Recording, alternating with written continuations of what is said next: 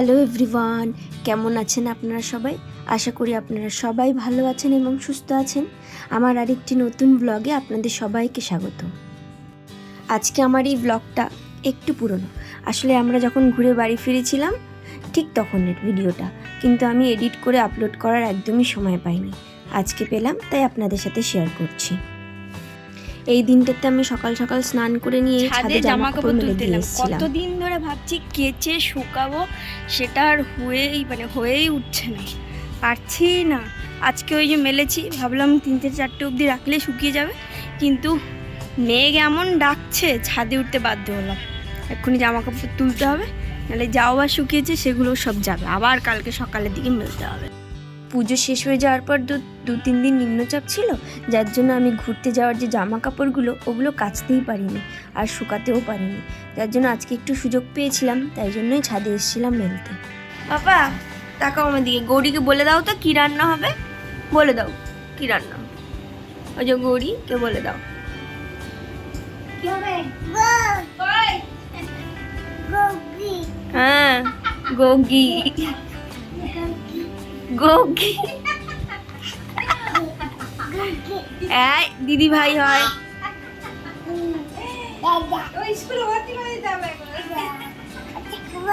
গোগি বলেছ বাবা।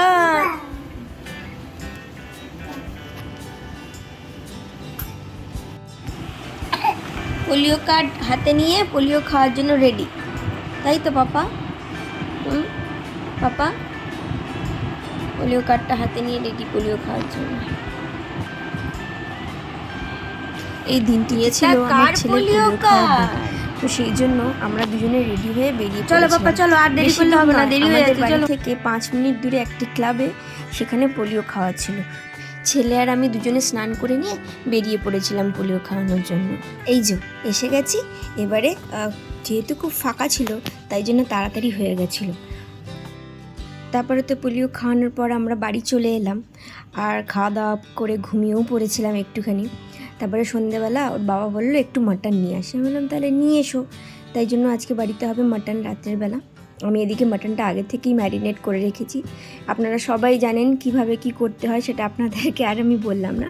কিন্তু হ্যাঁ, এখানে আমি এবারে যে মাটনটা রান্না করেছি সেটা একটা ভাজা মশলা অ্যাড করেছি।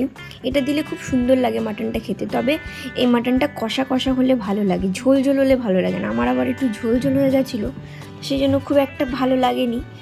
কষা হলে খুব সুন্দর হতো। যাই হোক, এই যে ফ্রাইং প্যানের মধ্যে আমি 1 চামচ ধনে, 1 চামচ জিরে, তারপরে 2-4টে গোলমরিচ, শুকনো লঙ্কা, একটা বড় এলাচ, ছোট এলাচ, লবঙ্গ, দারচিনি, একটু 1 চামচের 1/2 চামচ পোস্ত সব দিয়ে ড্রাই রোস্ট করে মিক্সিতে পেস্ট করে নিয়েছিলাম। তারপরে একেবারে আমি প্রেশার কুকারে বসিয়ে দিয়েছিলাম সেদিনকে। ওই প্রেশার কুকারের মধ্যে একটু তেল আর ঘি দিয়েছিলাম, আর একটু শুকনো লঙ্কাটা আমি আগে কেন দিলাম গুঁড়ো মশলাটা, যাতে রঙটা কালারটা ভালো আসে। আমি শুনেছি ভালো আসে, এর আগেও আমি দিয়ে রেখে করেছি, সেই জন্যই দিলাম।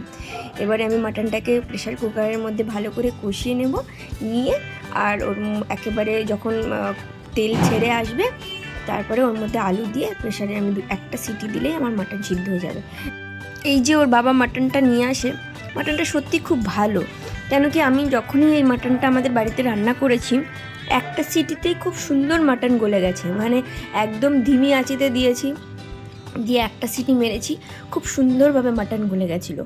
এবারে আপনাদের জানি না, আপনারাও আমাকে কমেন্টে জানাবেন আপনাদের এরকমভাবে মাটন রান্না করলে 1টা সিটিতে গলে যায় কিনা। এদিকে দেখুন আমার মাটনটা রেডি হয়ে গেছে। আমি যে মশলাটা গুঁড়ো করে রেখেছিলাম মিক্সিতে সেটা একটু দিয়ে দেবো, দিয়ে মাটনটাকে নামিয়ে দেবো। আর ওদিকে আমার ছেলের ডালিয়াও হয়ে গেছে, এবার ছেলেকে খাইয়ে দেবো। এই রান্না করতে করতে কতবার যে কারেন্ট গেছে। আমাদের আসলে ইনভার্টারে একটু সমস্যা হয়েছিল, যার জন্য বারবার কারেন্ট চলে যাচ্ছিলো। ব্যাস মাটন রেডি, এবারে খাবো। চলুন তাহলে খেয়ে নিই। ওর বাবাকে যখন মাটনটা দিই তখন আমাকে বলছিল ঝোল ঝোল কেন। আমি বললাম যে বুঝতে পারিনি, জল বেশি দিয়ে দিয়েছি তাই ঝোল ঝোল হয়ে গেছিলো। ও একটু চেয়েছিল কষা কষা, খেয়ে তো বললো ভালোই হয়েছে। যাই হোক, চলুন ভিডিওটা আজকে এখানেই শেষ করছি। আবার আপনাদের সাথে দেখা হবে পরবর্তী একটি ব্লগে। আপনারা ভালো থাকবেন, সুস্থ থাকবেন, সাবধানে থাকবেন। ধন্যবাদ।